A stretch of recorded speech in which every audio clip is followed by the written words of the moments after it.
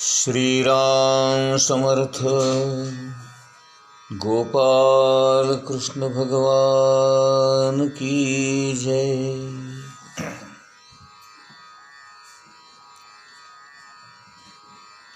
ही जी कुंडलिनी जागृत केली जाते किंवा ज्याला शक्ती जागृतीचं प्राप्तव्य असं म्हणतात, त्यालाच ज्ञानेश्वर महाराज समाधी असंही म्हणतात. आणि या अवस्थेला जो कोणी पोहोचतो त्याने महायोग प्राप्त केला असंही म्हटलं जातं. या महायोगाची काही वैशिष्ट्ये अशी आहेत की देवात्मशक्ती जागृत करणं हेच कुठल्याही योगी माणसाचं उद्दिष्ट असतं. गुरूंनी शक्तिपात केला म्हणजे हे उद्दिष्ट लगेच प्राप्त होऊ शकतं. कोणताही मनुष्य प्राणी या शक्तिपात करून घेण्याचा अधिकारी असतो.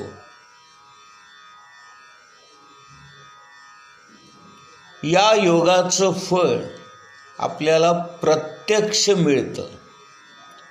जरी योग हा गूढ आहे असं म्हटलं जातं, परंतु त्याचे अनुभव मात्र आपल्याला घेता येतात, पण ते इतरांना सांगता येत नाहीत, म्हणून त्याला गूढ आहे असं म्हटलं जातं. भक्तीप्रमाणेच योग मार्ग हा सुद्धा मन शुद्ध करण्यासाठी किंवा मनावर असणारे वाईट दूषित दुष्ट संस्कार नष्ट करण्यासाठी उपयोगी पडतो. आपल्या मनाचा बराचसा भाग हा संस्कारांनी बनलेला असतो आणि म्हणून आपलं मन जे दूषित झालेलं असतं, कलुषित झालेलं असतं, बरबटलेलं असतं, त्याच्यामध्ये अनेक प्रकारच्या विषय वासना विकारांचं प्राबल्य असतं. या सगळ्या गोष्टी घालवण्यासाठी, धुवून काढण्यासाठी, स्वच्छ करण्यासाठी भक्तिमार्ग जसा आहे तसाच हा योग मार्ग देखील आहे. प्राणाचा, वासनांचा आणि मनाचा अगदी जवळचा संबंध असतो आणि म्हणून प्राणायाम करून सुद्धा मनशुद्धी होते, हे अनेक योगीजनांनी आपल्याला शिकवलेलं आहे. ज्ञानमार्ग किंवा भक्तिमार्ग या दोन मार्गांपेक्षा योगमार्गाचा हा विषय जास्त जवळचा आहे. मन, प्राण आणि शरीर या तीनही गोष्टींना योगमार्ग हा एकत्रित करतो, संघटित करतो. ज्ञानयोगामध्ये शरीराला महत्त्व दिलं जात नाही.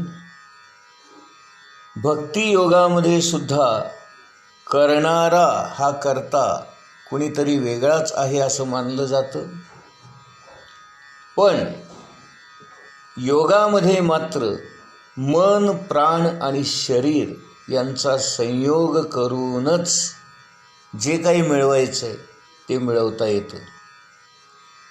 शरीरालाच एक साधन म्हणून शरीर शुद्धी सुद्धा महत्त्वाची मानली जाते. ज्ञान मिळवण्याकरता शरीर सुदृढ हवं, कर्म करण्यासाठी देखील शरीर सुदृढ हवं आणि भक्ती करण्यासाठी देखील शरीर सुदृढ हवं. म्हणून शरीराची निगा राखणे आणि शरीराची जोपासना करणे आणि शरीराचं बल वाढवणे या गोष्टी सर्व योगांमध्ये आवश्यकच मानलेल्या आहेत. नव्हे, आपण जो काही धर्म पालन करतो किंवा जे काही अध्यात्म करतो, जो काही परमार्थ करतो, तो या शरीराच्या आधारेच करतो. आणि म्हणून साधकांना शरीर सांभाळणं, शरीराची देखभाल करणं, शरीराला काय हवं नको ते पाहणं, ते पुरवणं, याची जबाबदारी साधकाचीच असते. योगी अरविंद घोष म्हणतात, ज्ञानयोगाने मुक्ती मिळेल, पण भुक्ती आणि मुक्ती दोन्ही देणारा आहे हा योगच आहे. एकच सद्वस्तू जर चित्त आणि जड अशा दोन्ही रूपामध्ये व्यक्त झालेली असेल, तर एकाला जवळ करायचं आणि एकाचा तिरस्कार करायचा, हे कसं काय, असं ते प्रश्न विचारतात. आणि म्हणून योगामध्ये शरीराला सुद्धा महत्त्व दिलं जातं. अशा प्रकारे ज्ञानदेवांनी सुद्धा याला महायोग असं नामकरण केलेलं आहे. आणि म्हणून योगाभ्यास करणं हा सुद्धा एक अतिशय उत्तम मार्ग समजला जातो. आता पुढे आपण बघूया, ज्ञानेश्वर महाराज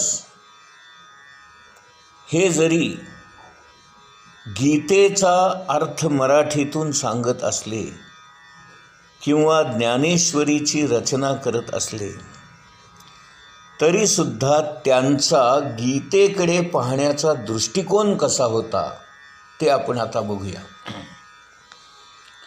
गीता हा शिरोधार्य ग्रंथ आहे. शिरोधार्य याचा अर्थ आपल्या डोक्यावर धारण करून घ्यावा इतका पवित्र आणि वंदनीय ग्रंथ आहे. ज्ञानेश्वर महाराज म्हणतात, म्हणोनी जाणती या सवा, गीताची एकी सेवा, काय कराल आघवा शास्त्री येरी. म्हणजे गीतेला जर आपण महत्त्व दिलं आणि गीतेचं महत्त्व ओळखलं आणि या गीतारूपी ग्रंथाची सेवा आपण केली, म्हणजे त्याचं ज्ञान समजून घेतलं आणि ते आचरणात आणण्याचा प्रयत्न केला, तर काय कराल आघवा शास्त्री येरी असं त्यांनी म्हटलं. म्हणजे ज्याने गीतेचा अभ्यास केला, ज्याने गीता समजून घेतली, ज्याने गीता आचरणात आणली, त्याला बाकी साऱ्या शास्त्रांकडे बघण्याची किंवा त्या शास्त्रांचा अभ्यास करण्याची आवश्यकता काय, असं ज्ञानेश्वर महाराज म्हणतात.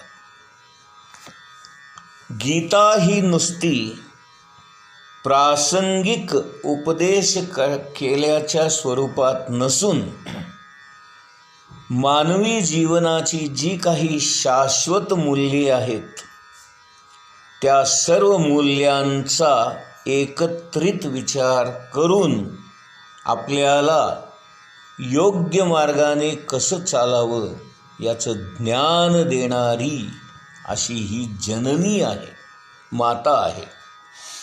म्हणून गीतेला माता म्हणून त्यांनी संबोधलं आहे. गीता माता की जय.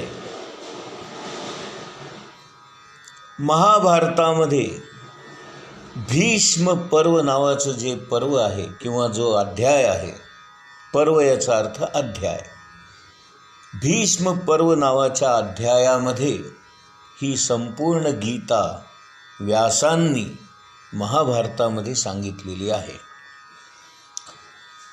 सर्वात पहिली महत्त्वाची गोष्ट म्हणजे गोपाल कृष्ण हा जरी अर्जुनाला सांगत असला तरी कुठेही मी गोपालकृष्ण बोलतो आहे असं त्यांनी म्हटलेलं नाही. हे गीतेचं एक वैशिष्ट्य आहे. गीतेमध्ये कुठेही श्रीकृष्ण उवाच असं म्हटलेलं नसून प्रत्येक ठिकाणी जेव्हा केव्हा गोपालकृष्ण बोलतायत त्यावेळेला श्री भगवान उवाच असं त्यांनी म्हटलेलं आहे. म्हणजे याचा अर्थ असा की भगवान म्हणजेच गोपालकृष्ण आणि गोपालकृष्ण म्हणजेच भगवान. कृष्ण वेगळा आहे आणि भगवंत वेगळा आहे असा मुळीच कुणीही समज करून घेऊ नये. भगवान जे शास्त्र सांगतायत ते कसं आहे हे 15व्या अध्यायाच्या शेवटच्या 20व्या श्लोकामध्ये स्वतः भगवंत सांगतायत. इति गुह्यतमं शास्त्रम इदं मुक्तं मया नघ. नाही का? ते म्हणतात शास्त्र म्हणजे कहाणी नव्हे.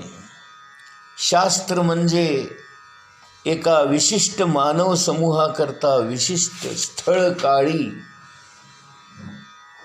उपयोगात आणलं जाईल असं काही बोध नव्हे. शास्त्र हे सर्वांच्यासाठी सर्व काळी सर्व ठिकाणी उपयोगात आणता येतं आणि जे शाश्वत असतं, जे सत्य असतं त्याला शास्त्र म्हणतात. आणि म्हणून हे गीताशास्त्र कसं आहे तर इति गुह्यतमं असं म्हटलं आहे. हे अत्यंत गुह्य आहे, गूढ आहे, परंतु समजून घेतलं तर तितकंच सोपंही आहे. गीता हे शास्त्र आहे आणि ते सर्व माणसांसाठी आहे, सर्व काळासाठी आहे. म्हणजे काय? तीनही काळामध्ये ते लागू पडतं. भूतकाळ, वर्तमान काळ आणि भविष्यकाळ. त्यानंतर सर्व ठिकाणी ते लागू पडतं. जसं भारतामध्ये गीताशास्त्र लागू पडतं तसंच अमेरिकेमध्येही पडतं, जपानमध्येही पडतं, इंग्लंडमध्येही पडतं आणि ऑस्ट्रेलियामध्येही पडतं. म्हणून सर्व काळी सर्व ठिकाणी सर्वांसाठी उपयोगात आणणारं असं हे शास्त्र आहे. पुढे म्हणतात गीतेचं आणखीन एक वैशिष्ट्य असं आहे की अर्जुनाला जरी निमित्त करून भगवंताने म्हणजेच गोपालकृष्णाने गीता सांगितलेली असली तरी ती एकट्या अर्जुनाला सांगितलेली आहे असं नसून अर्जुनाचं निमित्त करून सगळ्या जगाला उद्देशून भगवंतानी ही गीता सांगितलेली आहे. म्हणजे हा संवाद जो आहे तो भगवंत आणि सर्व मानव जात यांच्यामधला संवाद आहे.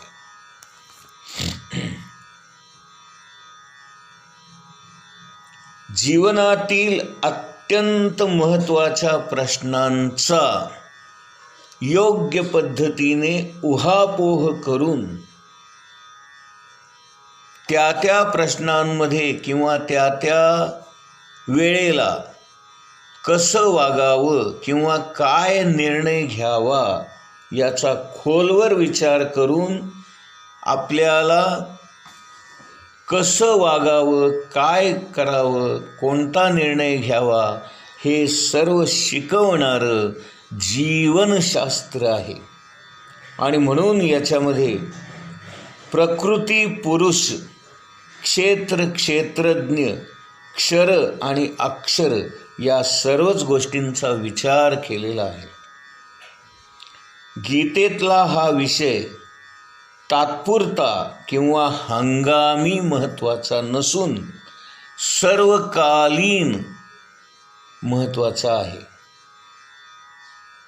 पुढील गोष्टी जर आपण बारकाईने पाहिल्या तर गीतेचं महत्त्व आपल्याला लक्षात येतं.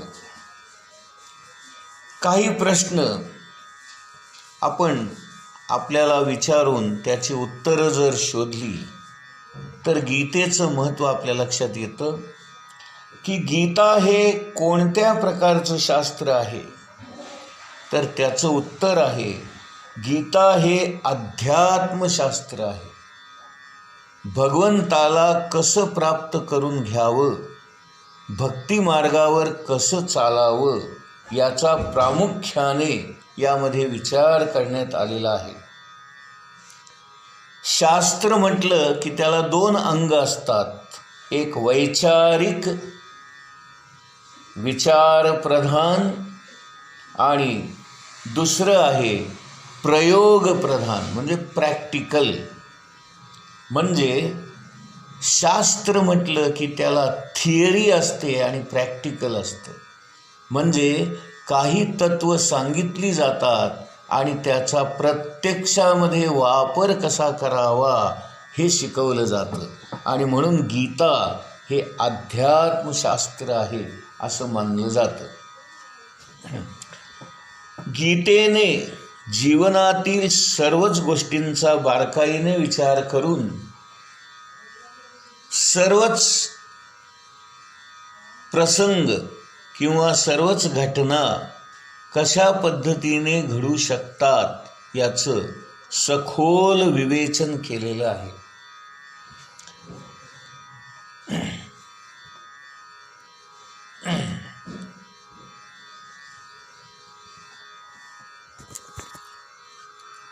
जरी प्रयोग करणारा आपापल्या कुवतीप्रमाणे, आपापल्या प्रसंगाप्रमाणे, आपापल्या शक्तीप्रमाणे त्याचा वापर करत असला किंवा ते प्रत्यक्षात आणत असला तरी सर्वांना ते आणता येईल असं हे शास्त्र आहे.